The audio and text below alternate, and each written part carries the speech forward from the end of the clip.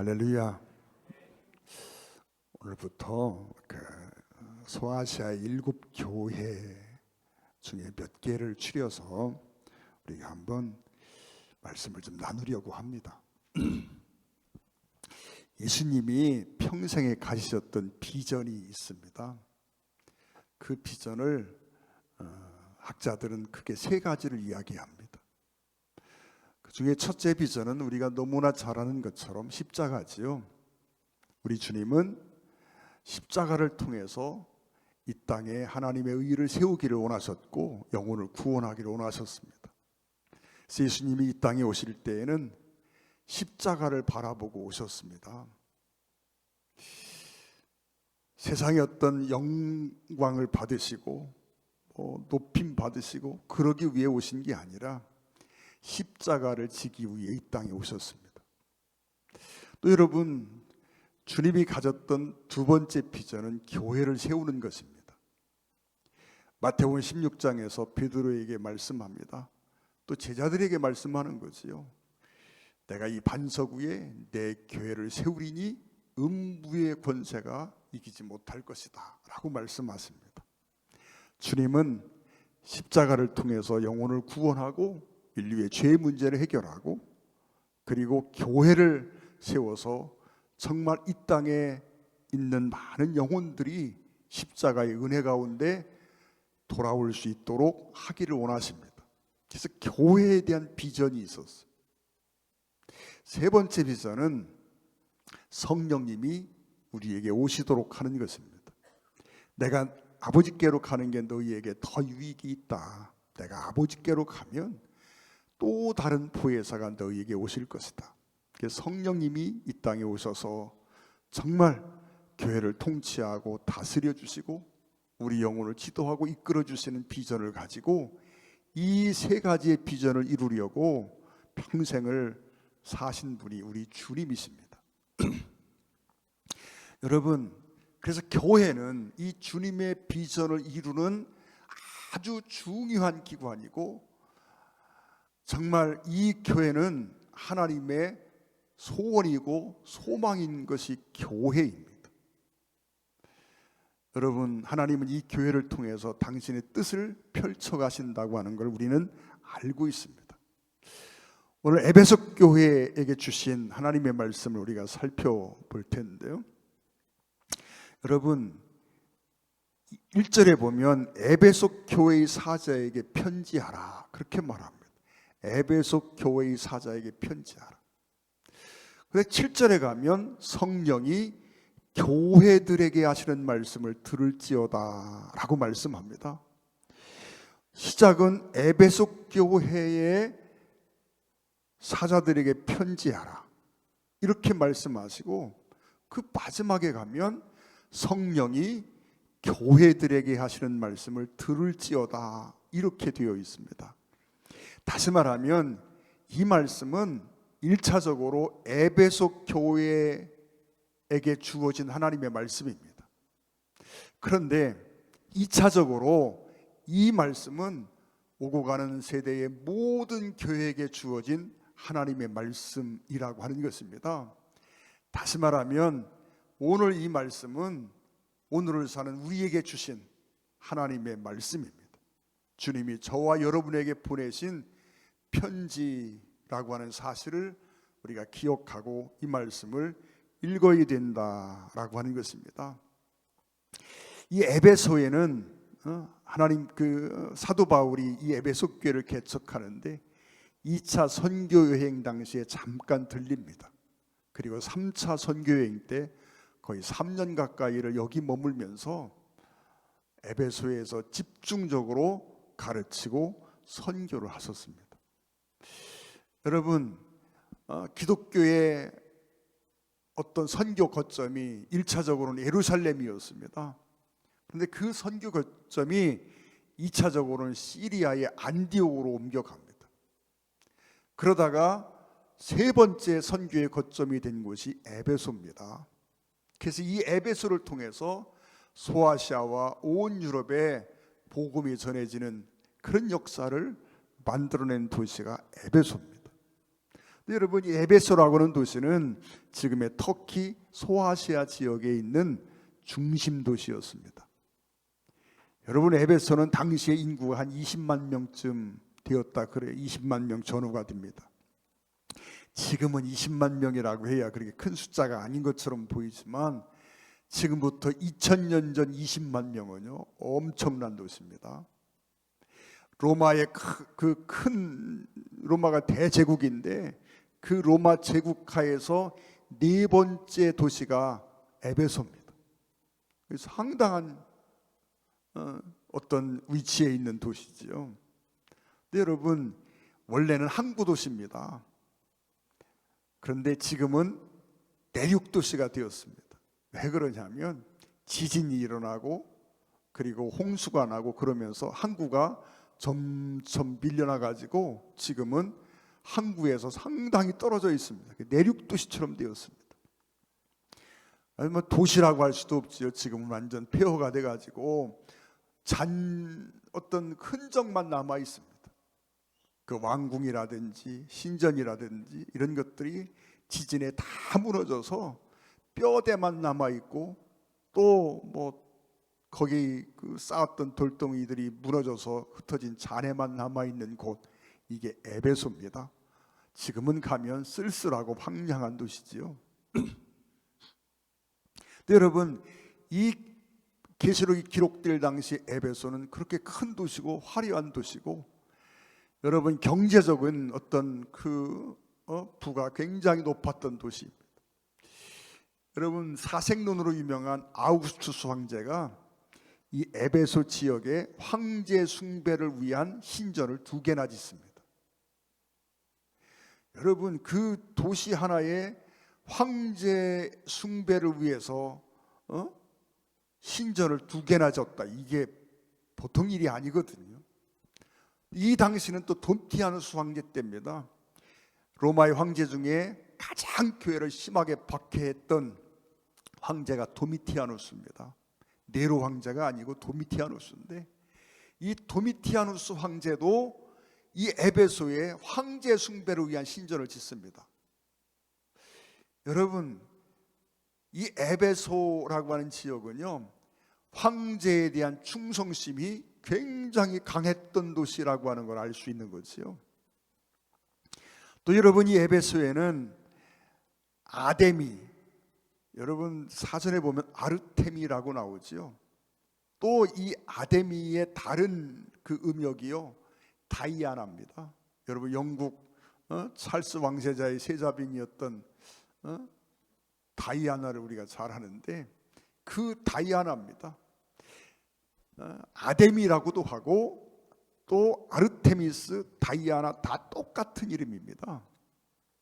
이 아데미 신전이 세워져 있던 곳이 이 에베소인데요, 로마 시대의 관점에서, 그 시대의 관점에서 세계 7대 불가사의가 있습니다. 근데 그 7대 불가사의 중에 하나가 아르테미 신전, 아데미 신전입니다. 엄청나게 큰 기둥만 120개가 있었다라고 말합니다.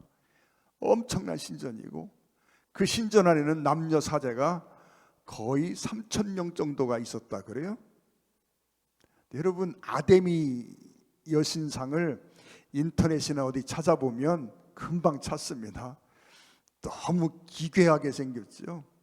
아름다운 여인인데 얼굴은 아름다운데요, 가슴이 수십 개, 몇 개인지 세보진 않았습니다. 가슴이 1개도 아니고 2개도 아니고 수십 개가 달려 있습니다. 이 신은 아주 그 신전이 음란한데요, 이 아데미 신을 섬기는 사람들이 가지고 있는 신앙이 있습니다. 아데미 이 신 앞에서 성적 행위를 하면 그것을 보고 신이 기뻐하고 즐거워한다라고 생각하는 그런 이상한 신이 아데미 신입니다. 그래서 이 아데미 신전에 있는 여사제나 남자 사제나 이 사제들은요 다 성적 어떤 매물 위해서 존재하는 사제들이거든요. 그러니까 이 에베소라고 하는 지역이 황제 숭배도 강하고, 그리고 여러분 이 아데미라고 하는 이 신전을 통해서 여러분 잘못된 이런 신앙들이요 아주 강하게 자리 잡고 있던 도시가 아데미 신전이 아데미가 있던 이 에베소입니다. 그래서 선교하기가 굉장히 어려운 곳이지요. 바울 일행이 처음 에베소에 갔을 때 이렇게 그들을 가르치고 그랬더니 많은 사람들이 이 가르침을 듣고 교회 안으로 돌아옵니다. 그러자 어떤 은장색 하나가 바울 일행을 고발합니다. 고소를 하는 거지요. 왜요?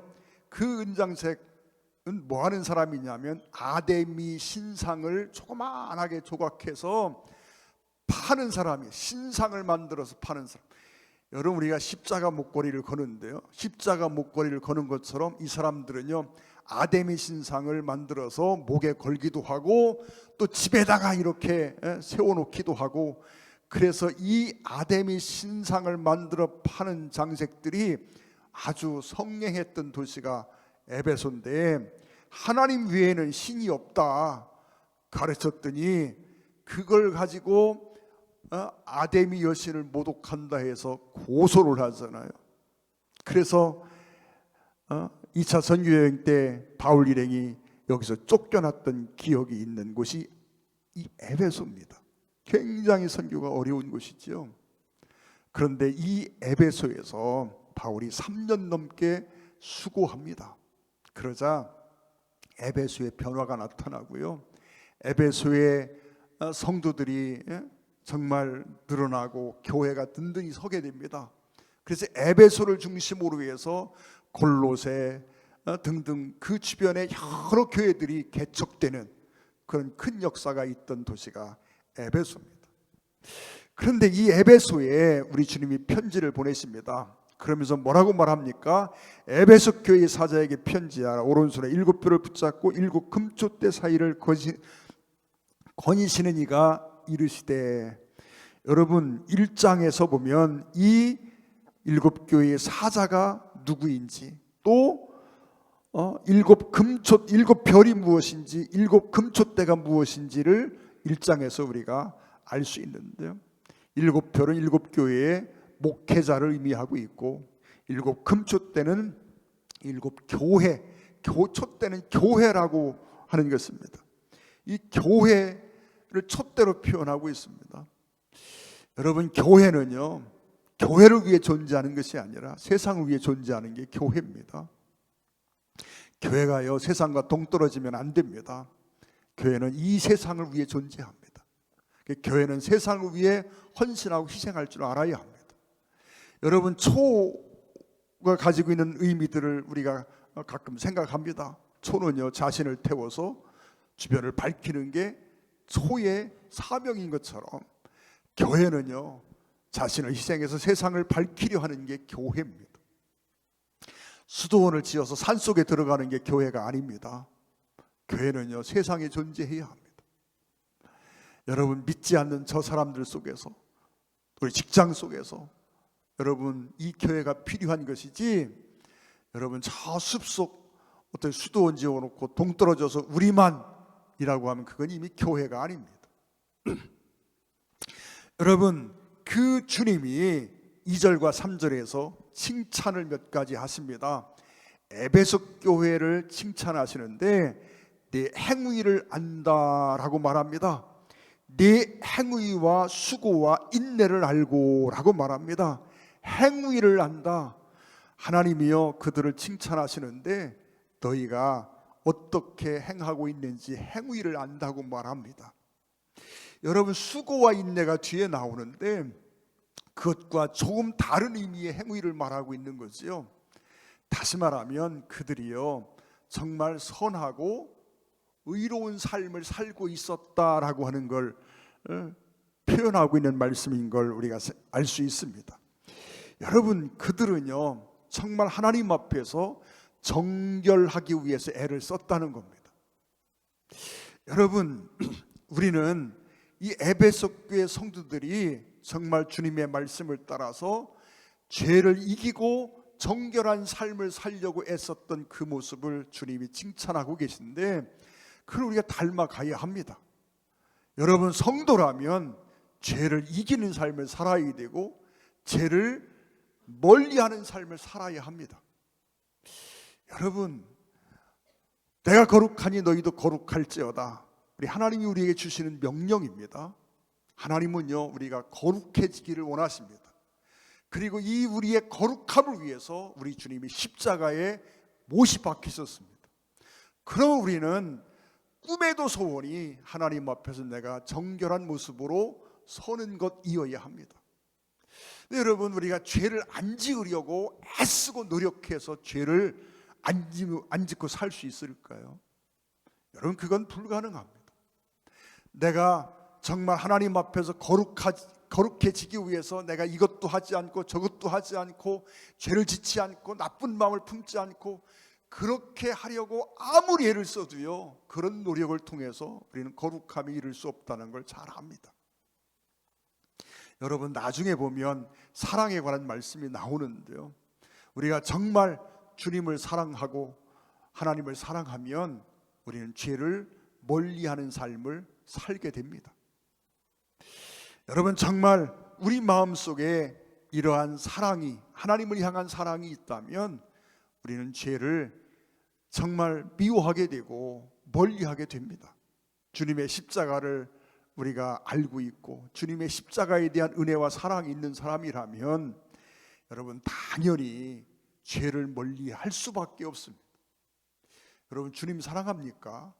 주님 앞에서 악을 행하며 살 수는 없잖아요. 그리고 우리가 어떻게 죄를 졌다 해도 우리가 정말 주님을 사랑하면요, 주님의 십자가 때문에 속상하고 원통하고 분하고, 그래서 막 이 죄가 더럽게 느껴지고 이 죄를 다시는 짓지 않기 위해서 우리가 마음에 다짐을 하게 되어 있거든요.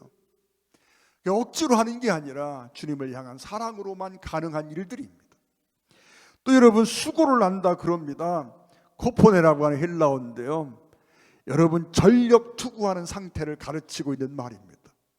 여러분, 주님을 위해서 내가 최선을 다하고 있다고 하나님 앞에 고백할 수 있을까요? 우리는 그런 고백을 주님 앞에 드릴 수 있기를 원합니다. 하나님 앞에서 내가 성공하고 실패하고 그건 문제가 아닙니다. 하나님 앞에서 어쨌든 나는 최선의 수고를 하고 있다라고 고백할 수 있어야 한다는 거지요. 사랑하는 성도 여러분, 우리 스스로를 한번 돌아보는 시간이 되기를 원합니다. 주님 앞에, 하나님, 제가 최선을 다했습니다. 그러나 부족한 게 많지만, 실패도 많고 하나님 앞에서 무너진 것도 많고, 그렇지만 하나님, 나는 내 힘껏 최선을 다해 달려왔다라고 고백할 수 있어야 합니다. 여러분, 설렁설렁하는 건 안 됩니다. 게으름은요, 하나님이 가장 싫어하는 것 중에 하나입니다. 여러분, 달란트 비유에서 우리 주님이 한 달란트 받았던 종을 책망하면서 하신 말씀이 뭡니까? 악하고 게으른 종아라고 말합니다. 다시 말하면 최선을 다하지 않았다는 거지요. 여러분, 하나님 안에서 우리가 정말 신앙생활이 최선이 되기를 늘 소망합니다. 찬송을 부르든 예배를 드리든 봉사를 하든 주님을 위해서 어떤 선교를 하든 이 모든 분야가 내가 할 수 있는 최선의 모습을 주님 앞에 보일 수 있게 되기를 원합니다. 우리는요, 적당히라는 말을 참 좋아합니다. 네, 여러분, 나중에 라오디게아 교회가 나오는데요, 라오디게아 교회를 향해서 주님이 하신 책망 중에 너희가 덥지도 아니하고 뜨겁지도 아니하고 미지근하다라고 말합니다. 그래서 주님이 내가 너희를 내 입에서 토하여내겠다라고 말합니다. 토악질이 난다라고 하면서 하나님이요, 정말 싫어하고 그랬던 모습이 뭡니까? 적당히라는 말입니다. 미지근하 뜨겁지도 않고 덥지도 않고 마시기 좋을 것 같잖아요. 여러분, 우리 주님은요, 차가우라 뜨겁든지 차갑든지 하라 그러는데 차가우라는 얘기가 아니잖아요. 뜨거운 사람이 되라는 얘기입니다. 정말 우리가 하나님 앞에서 뭘 하든 적당히가 아니라 최선을 다하는 그런 우리가 되기를 소망합니다. 찬송을 불러도 최선을 다해 부르시고요, 예배를 드려도요 우리가 최선을 다하기 원합니다. 하나님 앞에 드리는 헌신이요 적당히가 아니라 최선의 것이 되기를 늘 소망합니다. 여러분, 그러면서 인내를 난다라고 말합니다. 헤프모네라고 하는 헬라어인데요, 인내. 여러분, 그 에베소의 상황이 참 신앙생활하기 어려운 상황이 있잖아요. 그런데 그들이 인내했다. 정말 그 어려운 환경 속에서 그걸 잘 참고 견디는 수동적인 의미를 말씀하고 있는 단어가 아닙니다. 그들의 마음속에 우리가 처한 환경이 악하고 힘들고 우리에게 많은 도전을 주는, 어려움을 주는 환경이지만 언젠가 이 환경을 변화시킬 것이다 라는 믿음을 갖고 그런 소원을 품고 오늘의 다가오는 이런 어려움들을 견디는 것. 우리가 반드시 이 환경을 변화시킬 것이다, 언젠가 이 환경이 바뀔 것이라는 믿음으로 오늘을 참고 견디면서 최선을 다하는 모습을 말씀하고 있습니다. 참고 견디고 게으르지 않았다라고 말씀하고 있습니다. 정말 우리 안에 하나님 앞에서 우리가 이러한 모습으로 칭찬받는 모습이기를 원합니다. 에베소 교회를 찾아오신 주님이 이렇게 칭찬하고 있습니다. 한마디로 이야기하면 최선을 다하는 사람들이었다라고 하는 것입니다. 적당히 신앙생활하는 습관을 버려야 합니다. 여러분, 기도도 적당히 하는 게 아닙니다. 최선을 다해야 합니다. 또 여러분, 오늘 본문에 보면 5절에 3절에 칭찬이 나오고 4절에 보면 책망하는 것이 나옵니다. 그러나 너를 책망할 것이 있나니 너희 처음 사랑을 버렸느니라 라고 말합니다. 처음 사랑을 버렸다라고 말씀하고 있습니다. 이게 무슨 의미일지 여러분 한번 생각해 보기를 원합니다. 처음 사랑을 버렸다. 여러분, 이 에베소 교회를 향해서 주님이 말씀합니다. 너희가 처음 사랑을 버렸다. 첫사랑을 잃어버린 상태가 어떤 상태일까요? 우리가 주님을 만나고 정말 십자가의 은혜가 경험되고 그때에 우리가 예배당에 와서 그냥 의자에 앉아 있기만 해도 무슨 찬송을 하거나 기도를 하거나 예배를 드리거나 그런 거 없이 그냥 아무도 없는 텅 빈 예배당이지만 혼자와 앉아 있어도요, 예배당에 앉아만 있어도 마음속에 큰 감동이 오고 가슴이 뭉클해지고 주님의 십자가만 바라봐도요 눈물이 나고 그랬던 경험들이 우리 안에 있지 않습니까?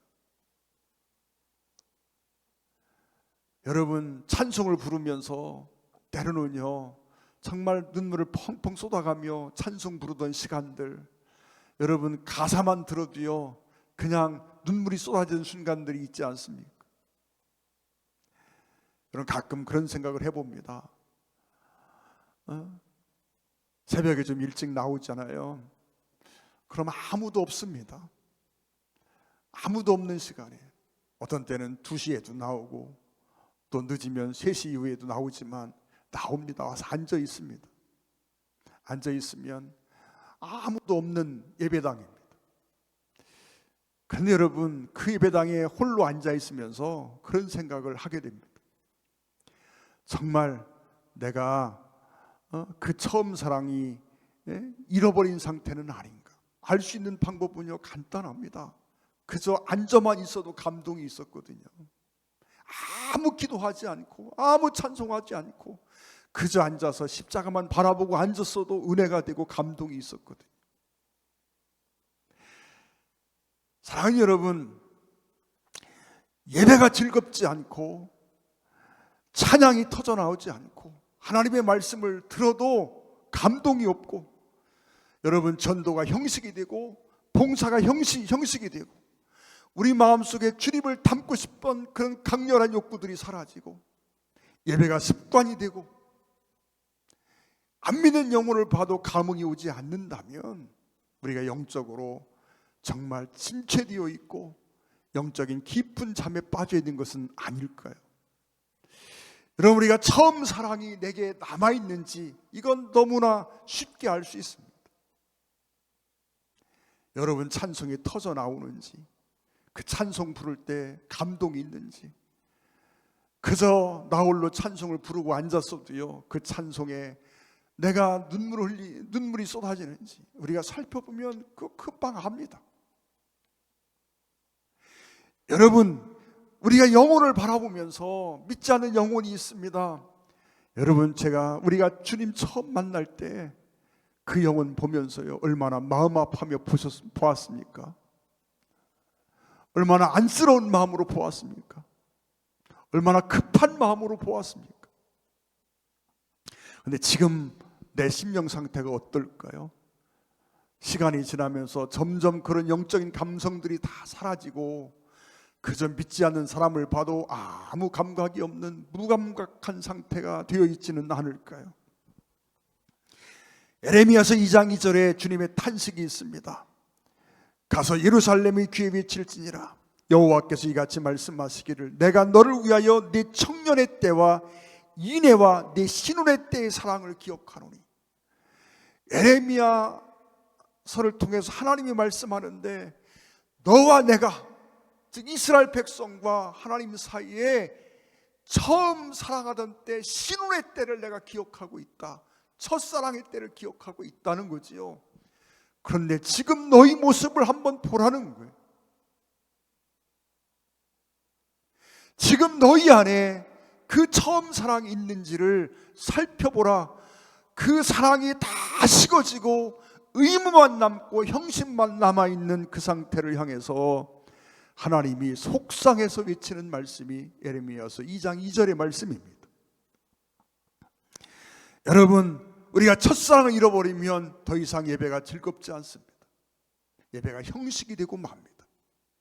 그래서 예배를 드리는 게 아니라 해치워버립니다. 여러분, 찬송을 드리는 게 아니라 그냥 찬송을 해치워버립니다. 여러분, 찬양도 말씀도 전도도 다 형식이 되고 의무가 됩니다. 여러분, 신앙생활을 하는 사람들 중에 바리새인들은요 정말 철저한 신앙생활을 하는 사람들입니다. 여러분, 그들의 신앙생활은 FM입니다. 누가 봐도 정말 흠잡을 데 없는 신앙생활을 하고 있는 사람들이 바리새인들이었습니다. 근데 주님이 그 바리새인들을 향하여 해칠한 무덤 같다라고 책망하십니다. 왠지 아십니까? 그들은요 정말 오늘날로 말하면 예배 철저하게 드립니다. 여러분, 시간 철저하게 지켜서 하나님 앞에 예배를 드리고 또 봉사하고 헌신하고 저 앞에 여러분 아름다운 여인이 다가옵니다. 그러면 혹시라도 내 마음속에 나쁜 생각을 품을까, 그런 마음으로 눈을 감고 걸어가는 사람들입니다. 그런데 주님이 그들을 해칠한 무덤이라고 책망합니다. 해칠한 무덤이 뭔 무덤인지 아십니까? 6월절이 되면요 이스라엘 사람들이 다 예루살렘으로 돌아옵니다. 그런데 이스라엘 사람들은요 묘를 쓸 때 전부 예루살렘 성전이 바라보이는 곳에 묘를 쓰기를 소망합니다. 그래서 예루살렘 성전 주변에 가면 그 벳박의 언덕이나 그 주변의 산들이요 예루살렘 성전이 보이는 곳은 전부 무덤뿐입니다. 다 무덤에. 근데 무덤을 촘촘히 다 막 공동묘지처럼 써놨는데 더 이상 무덤을 쓸 데가 없으니까 그 길바닥을 파고요 밤중에 묻는 겁니다. 그 길바닥도요 파면 다 사람 묻은 무덤입니다. 밤중에 몰래 와서 파 묻는 거예요. 예루살렘 성전이 보이는 곳으로. 그런데 유월절을 지키러 오다가 그만 비가 오고 그래서 흙이 씻겨나가면요 뼈마디가 튕겨 나오는 거예요. 그러면 그걸 건드리면 부정해서 유월절을 지키지를 못합니다. 정결의식을 거치고 한 달 뒤에나 뒤늦게 혼자 유월절 지켜야 돼요. 그러니까 관에서 나와가지고 요즘으로 말하면 그런 것들이 있는 곳에 해를 다 뿌려놓습니다. 여기 뼈 조각이 있으니까 여기 밟지 말라고. 그게 해칠한 무덤이에요. 여러분, 해칠한 무덤이 이게 해칠한 무덤이에요.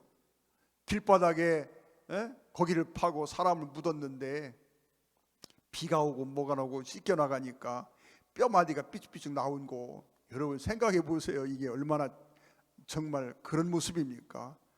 가장 보기 안 좋은 모습으로 해칠한 무덤이라는 표현을 쓰고 있어요. 왜요? 그들이 사랑이 없이 예배가, 하나님을 섬기는 모든 행위가 의무가 되었습니다. 봉사가 기쁘지 않은 거예요. 해야 되니까 하는 겁니다.